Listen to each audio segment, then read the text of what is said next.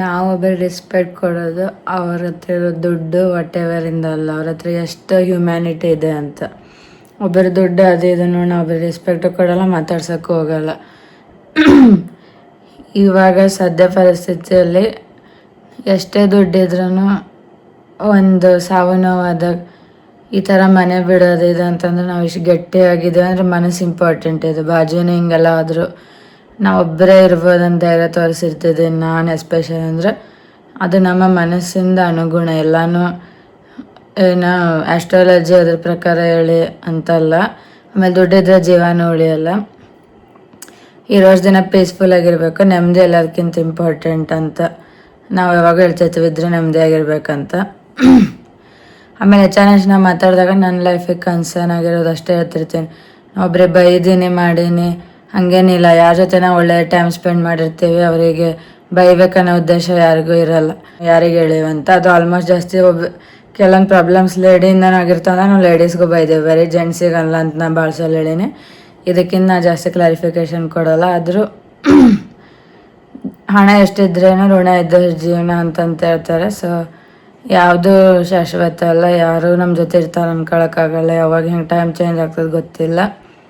ಅದಕ್ಕೆ ಹ್ಯೂಮನ್ಸ್ಗಿಂತ ಜಾಸ್ತಿ ನಾವು ಡಾಗ್ ಅಟ್ಯಾಚ್ ಆಗಿರೋದಂತ ಭಾಳ ಸಲ ಹೇಳಿ ನಾನು. ಅದರಲ್ಲಿ ತಪ್ಪೇನಿಲ್ಲ. ಆಮೇಲೆ ಭಾಳಷ್ಟು ಏನೇನೋ ಸ್ಟೇಟಸ್ ಇರ್ತಾವೆ. ಬಟ್ ನನಗೆ ಇವತ್ತು ನೆನಪಾಗ್ತಿರೋದು ಅಂತಂದರೆ, ನಮಗೆ ದ್ರೋಹ ಬಗ್ದವರು ಎಷ್ಟರ ಮಟ್ಟಿಗೆ ಉದ್ಧಾರ ಆಗ್ತಾರೆ ನೋಡ್ತೀವಿ ಅಂತ ಒಂದು ಓದಿದ್ದೆ ಸ್ಟೇಟಸ್ ಎಲ್ಲ ನಾನು. ಆಮೇಲೆ ಒಬ್ರಿಗೆ ನೋವು ಕೊಟ್ಟು ನಾವು ಮುಂದೆ ನಲಿವು ಪಡ್ತೀವಿ ಅಥವಾ ನಾವು ಪರ್ಫೆಕ್ಟ್, ಬೇರೆಯವ್ರು ಅವ್ರ ತಪ್ಪುಗಳಿಂದ ಅವ್ರು ನೋವು ಬಿದ್ದಾರೆ ಅಂತಂತ ನಾವು ಆ ಥರ ಮಾಡಿದವ್ರಿಗೆ ಗೊತ್ತಿರ್ತೈತೆ. ಆದ್ರೆ ಸುಮ್ಮನೆ ಇನ್ನೊಬ್ಬರ ಮೇಲೆ ಹಾಕ್ತಿರ್ತಾರೆ ಅವರು. ಸೊ ಅಂಥವ್ರಿಗೆ ಬರ್ದಿರ್ತಾರೆ ಸ್ಟೇಟಸ್ ಅಂತ ಅನ್ನೋದು ನನ್ನ ತಿಳುವಳಿಕೆ. ಈ ಥರ ಸಾವು ನೋವಾದ ಕೆಲವೊಂದು ಸಂತಾಪ ಸೂಚಿಸ್ತಾರೆ. ಕೆಲವೊಬ್ಬರು ಏನೋ ಒಂಥರ ಪಾಲಿಟಿಕ್ಸ್, ಸಾವಿನ ಮನೆ ರಾಜಕೀಯ ಅಂತಾರೆ, ಏನೇನೋ ಎಲ್ಲ ಅದನ್ನು ಆ ಥರದಾಗ ನೋಡೀನಿ. ಅದನ್ನು ಸುಮ್ಮನೆ ಎಕ್ಸ್ಪ್ಲೇನ್ ಮಾಡೋಕ್ಕೆ ಸುಮ್ಮನೆ ಯಾಕಂತೇಳಿ ಅದನ್ನು ಜಾಸ್ತಿ ಆಗಿ ಹಿಂಗೆ ಎಳೆಯೋದು ಯಾಕಂತ ಅಷ್ಟು ಹೇಳಿಲ್ಲ. ಬಟ್ ಅದರಿಂದ ಸ್ವಲ್ಪ ಮೈಂಡ್ ಡಿಸ್ಟರ್ಬ್ ಆಗಿ ಈ ವಾರನೂ ನಂದು ಸ್ವಲ್ಪ ವಾಯ್ಸು ಚೇಂಜ್ ಆಯಿತು. ಆಮೇಲೆ ಕೆಲವೊಂದು ನಂದು ಹೆಲ್ತ್ ಪ್ರಾಬ್ಲಮ್ ಐತೆ. ಅದು ನಮ್ಮ ಹೀಲಿಂಗ್ ಮೇಡಮ್ ಹೇಳ್ಯಾರೆಲ್ಲ ಚಲೋ ಆಗ್ತೈತೆ, ಏನು ವಿಚಾರ ಮಾಡೋಕ್ಕೆ ಹೋಗ್ಬೇಡ್ರಿ ಅಂತ. ಆದರೆ ಜೋರಾಗಿ ಅಳೋದು ನಮ್ಮ ಆ್ಯಪು ಮಾಡಿರೋಷ್ಟು ಈ ಮನೆಗೆ ನನಗಂತೂ ಯಾರೂ ಮಾಡಿಲ್ಲ ಅಂತ. ಫಸ್ಟ್ ಆ್ಯಪು ಆಯಿತು. ಈಗ ಮನೆ ಇದ್ದವನು ಅವನಿಗೆ ಎಷ್ಟು ಅರ್ಥ ಆಗಿತ್ತು ಅಂದರೆ, ಬಂದ ಕೂಡಲೇ ಎಷ್ಟು ಕಣ್ ತರಿಸ್ದ, ಎಷ್ಟು ಮನೆ ಚೇಂಜಸ್ ಏನು ಕತೆ, ಮನೆಗೆ ಗೇಟ್ ಹಾಕ್ಸಿದ್ದು ಪ್ರತಿಯೊಂದು ನಮ್ಮ ಮನೆಯದಷ್ಟೇ ಹೇಳ್ತಿದ್ದೆ, ನಮ್ಮದು ಬೇರೆಯವ್ರದ್ದಲ್ಲ. ಅಂದರೆ ಈಗ ನಾವು ಇರೋದು ಮತ್ತು ಇದು ಬಾಜು ಆಲ್ಮೋಸ್ಟ್ ಅಷ್ಟೇ ಹೇಳ್ತಿರೋದು. ಮತ್ತು ಯಾರ್ಯಾರಿಗೂ ಹೇಳ್ತಿದ್ದೀನಿ ಅಂತಲ್ಲ. ನಮ್ಮ ಆ್ಯಪು ಭಾಳಷ್ಟು ನನಗೆ ತಿಳಿಸ್ಕೊಟ್ಟು ಹೋಗ್ಯಾನಂತ ಹೇಳಕ್ಕೆ ನಂಗೆ ಭಾಳ ಪ್ರೌಡ್ ಐತೆ. ಅದು ನೆನ್ನೆ ನನಗೆ ರಿಯಲೈಸ್ ಆಯಿತು. ನಾ ರಾತ್ರಿ ಹೇಳಿದೆ ಮಹೇಶ್ ಬರ್ತಾ ಜೊತೆ ಮಾತಾಡುವಾಗ ಆ್ಯಪ್ ಬಗ್ಗೆ ಸ್ವಲ್ಪ ನಂಗೆ ಏನೇನೋ ನೆನಪಾಯ್ತಿದೆ. ನಾ ಮತ್ತು ಅಂದೆ ಕೂಡ ಮೊನ್ನೊಬ್ರಿಗೆ 60,000 ಡಿವೈಸ್ ಅದು ಇಲ್ಲಿ ಬರೀ ನಮಗಂತ್ರ ಫಸ್ಟ್ ಅವನ ಮೇಲೆ ಪ್ರಯೋಗ ಮಾಡಿದ್ದ, ಅವ್ನು ಸಲ ತೊಗೊಂಡ್ರ ಅಂತ ಕೂಡ ಭಾಳ ಜನ ಅಂದರು. ಬಟ್ ಅವು ನಮಗೆ ಬ್ಲೆಸ್ಸಿಂಗ್ಸ್ ಕೊಡ್ತಾವೆ. ಮನುಷ್ಯರಿಗೆ ತೊಗೊಂಡು ಮಾಡೋಕ್ಕಿಂತ ಈ ಥರ ನಾವು ಪ್ರಾಣಿಗಳ ಮೇಲೆ ಮಾಡಿ ಅವು ನಮಗೆ ಬ್ಲೆಸ್ಸಿಂಗ್ಸ್ ಕೊಡ್ತಾವೆ. ಆಮೇಲೆ ಕೊಟ್ಟ ಕೂಡ ಆಮೇಲೆ ಇಲ್ಲಿಂದ ಒಂದು ಹೆಲ್ತ್ ಚೆನ್ನಾಗೈತೆ, ಎಲ್ಲ ಆಯಿತು. ಹೋಗುವಾಗ ಭಾಳಷ್ಟು ಮಾಡೋಗ್ಯಾನ ನಮಗೆ. ಈಗಾದ ಒಳಗೆ ಬರ್ತೈತೆ ಅವನ ಬಗ್ಗೆ ವಿಚಾರ ಮಾಡಿದ್ರೆ. ಬಟ್ ಎಲ್ಲ ಇದ್ದರೂ ಆರಾಮಾಗಿ ಒಂದು ಮನೆ ಸಿಕ್ಕಿದೆ ಅವನಿಗೆ ಅನ್ಸರ್ ಹೇಳ್ತಿದ್ದಾರೆ. ಆಮೇಲೆ ನನಗೂ ತ್ರಾಸು ಕೊಡೋಕೆ ಇಷ್ಟ ಇಲ್ಲ ಅವನಿಗೆ. ಕೆಲವೊಂದು ಅವನೇನೋ ಮಾಡಬೇಕಿತ್ತು ನಮ್ಮಲ್ಲಿ ಚೇಂಜಸ್, ಅದಕ್ಕೆ ಒಂದು ಸಣ್ಣ ಡ್ಯೂರೇಷನ್ ಬಂದು ಅದ ಅಂತ ಈಗ ಅನ್ನಿಸ್ತೈತೆ ನನಗೆ. ಇದ್ದಾಗ ಜ್ಞಾನೋದಯ ಈಗ ಆಯ್ತು ನನಗೆ. ಅವ್ನು ಮಾಡ್ದಷ್ಟು ಯಾರೂ ಮಾಡಿಲ್ಲ ನನ್ನ ಲೈಫ್ದಾಗ. ಹುಡುಗರಿಗಿಂತ ಜಾಸ್ತಿ ಯಾಕೆ ಅಂಥ ಡಾಗ್ಸ್ನ ಅಂತ ಅನ್ನಿಸ್ತಿತ್ತು ನನಗೆ. ಈಗ ನಾನು ನೋಡಿದೆ, ಅದು ಎಷ್ಟಾಗಲಿ ಹುಡುಗರು ನಾವು ಮನುಷ್ಯರು ಅಂತಂದ್ರೆ ನಾವು ಎಷ್ಟಾಗ್ತದೆ ನಮಗೆ, ಏನೂ ಅಷ್ಟು ನಮಗೆ ಆಗಲ್ಲ ನಮ್ಮ ಕೈಲಿ. ಅವಾಗ ಸಬ್ಕಾನ್ಷಿಯಸ್ ಆಗಿ ನಮ್ಗಿಂತ 16,000 ಪಟ್ಟು 40,000 ಸೆನ್ಸರಿ ಆರ್ಗನ್ಸ್ ಅಷ್ಟು ಅವಕ್ಕೆ ಸ್ಟ್ರಾಂಗ್ ಇರ್ತಾವ ಅಂತ ಹೇಳ್ತಾರೆ. ಅಂದಾಗ ಅವನು ಒಂದು 6 ಮಂತ್ಸಿಂದ ಅಡಲ್ಟ್ ಆಗಿದ್ದ ಅಂತ ಹೇಳಕ್ಕೆ ಬಂದರೆ ಈಗ ಒಂದು 9 ಮಂತ್ಸ್ ಈಗ ಹೋಗಿನೇ ಆಲ್ಮೋಸ್ಟ್ ಇದಾಯ್ತು. ಈಗ 10th ಮಂತ್ ಬರ್ತದೆ ಒಂದು. ಎಷ್ಟು ಬೇಗ ಆಯಿತು. ಆದರೆ ನಾವು ನಿಂಗೆ ಹ್ಯಾಟ್ಸ್ ಆಫ್ ಹೇಳ್ತೀನಿ, ಎಷ್ಟು ಹೇಳಿದ್ರು ಕಮ್ಮಿನೇ. ಮತ್ತು ಸೋನಾಗ ಮದುವೆ ಹಾಕ್ಸಿದಾಗ ಅಪ್ಪು ವಾಪಸ್ ನೀನೇ ಬರ್ತೀಯ ಅಂತಂತ ಈ ವಿಡಿಯೋದಾಗ ನಾನು ಹೇಳ್ತಿದ್ದೇನೆ. ಅದನ್ನು ನೀ ಏನು ಮಾಡ್ಯಲ್ಲ ನೀನು ನನ್ನ ಲೈಫ್ನಾಗ ಇನ್ಯಾರು ಮಾಡೋಕ್ಕೆ ಸಾಧ್ಯ ಇಲ್ಲ ಅಷ್ಟೊಂದು. ಆಮೇಲೆ ಎಕ್ಸ್ಪೆಕ್ಟು ಮಾಡಬಾರ್ದು ನಾವು ಹ್ಯೂಮನ್ಸ್ನ. ಅವ್ರು ಎಷ್ಟಾಗ್ತದೆ ಅಷ್ಟು ಮಾಡ್ಯಾರ. ಅದೇ ಒಂದು ಡೀಪ್ ಲೆವೆಲ್ನಾಗ ಹೇಳ್ತಿದ್ದೆ ನಾನು. ಎಲ್ಲ ಹ್ಯೂಮನ್ಸು ಮಾಡ್ಯಾರ, ಮನೆಯವ್ರವ್ರ ಎಲ್ಲರೂ ಸಪೋರ್ಟ್ ಇದ್ದಾರೆ ನಮಗಿಲ್ಲ ಅಂತ ಹೇಳ್ತಿಲ್ಲ ನಾನು. ಕೆಲವೊಂದು ಎಂಫಸೈಸ್ ಯಾಕೆ ಮಾಡ್ತೀವಿ ಅಂದರೆ ವಿಡಿಯೋದಾಗ ಯಾರಿಗೆ ಎಷ್ಟು ನಾವು ಪ್ರಾಮುಖ್ಯತೆ ಕೊಡ್ಬೇಕು, ಡಾಗ್ಸಿಗೂ ಕೊಡ್ಬೇಕಂತ ನಂದೊಂದು ಮೆಸೇಜ್ನ ಹೇಳಕ್ಕೆ ಟ್ರೈ ಮಾಡ್ತಿರ್ತೀನಿ ನನ್ನ ವೀಡಿಯೋ ಸೆಕ್ಷನ್.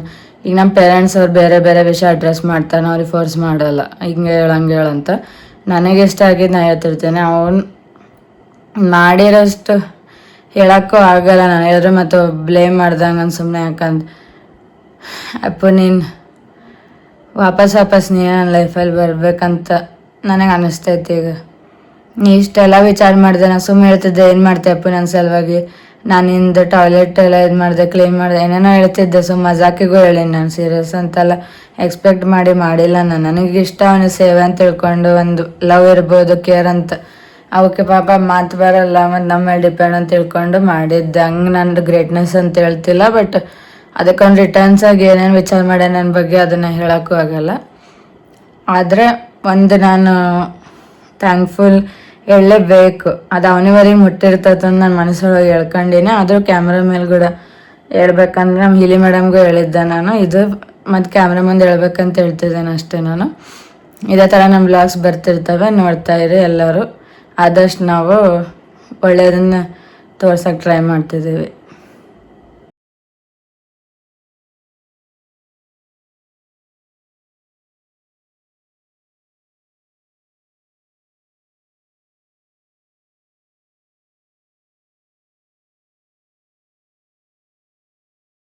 ಯಾಕೆ ಕಡಿಯೋದು? ಯಾಕೆ ಕಡಿಯೋದು? ಹೊಡಿತೀನಿ ನೀನು. ಬಾ ಬಾ ಬಾ. ನೀನು ಭಾಳ ಕ್ಯೂಟ್ ಬೇಬಿ, ಸಾಫ್ಟ್ ಬೇಬಿ ಅಂದರೆ ನೀನು ರಾಕ್ಷಸಿ, ಕಿತ್ತೂರು ರಾಣಿ ಚೆನ್ನಮ್ಮ ಆಗ್ತೀಯ ನೀನು. ಚೆನ್ನು रात 10 बजे मेरे को गुस्सा के लड़ा जाएगा जैसे वो कर रहा है। उसने जो मेरे बारे में बोला उससे बड़ा नहीं। हमारे दोस्ती पे वो के दोस्त ने भी बोला। मैंने पहले क्वेश्चन किया पागल है क्या? तेरी वजह से मां को देती हूं उसको, इस बार नहीं करने वाला। मत कर। ये चिपकना तो सबसे पहले तूने शुरू करके इसको बोला यार बड़ी डिक्रीज जाने नहीं भगवान वीडियो खाना वाले तो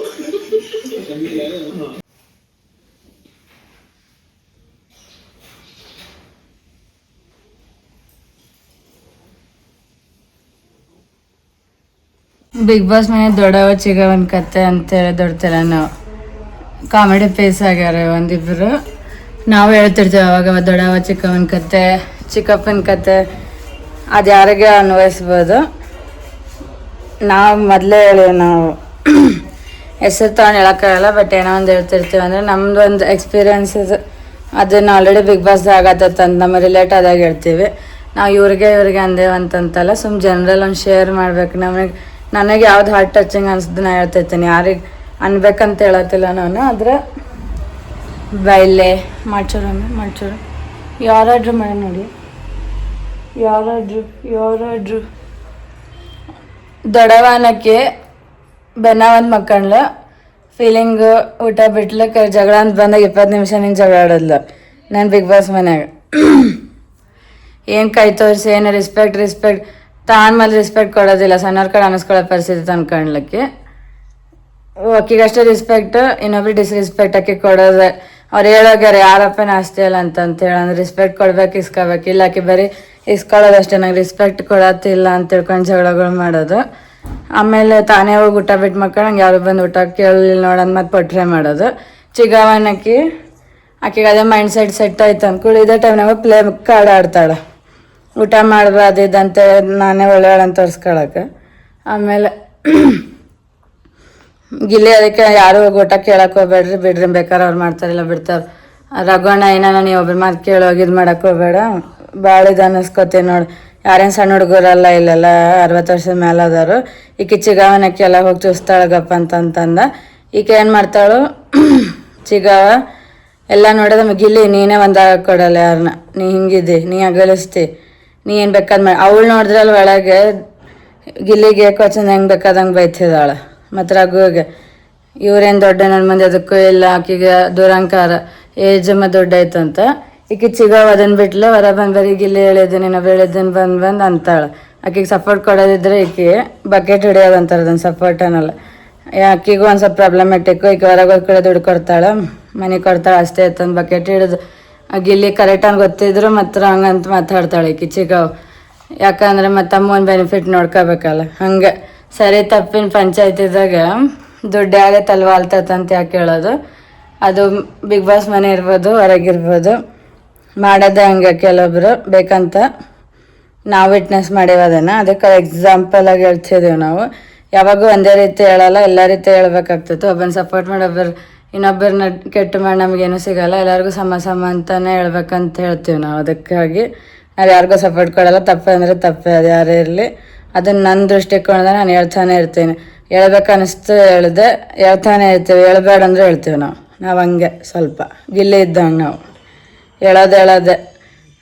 ನಾವು ಸೆಲ್ಫ್ ಡಿಕ್ಲೇರ್ಡ್ ವಿನ್ನರ್ ಅಂತ ಅನ್ಕೊಳ್ಳಿ, ಸೆಲ್ಫ್ ಡಿಕ್ಲೇರ್ಡ್ ಕ್ಯಾಪ್ಟನ್ ಅನ್ಕೊಳ್ಳಿ. ನಾವು ಹಂಗೆ ನಮ್ಮ ಮನೆಗೆ.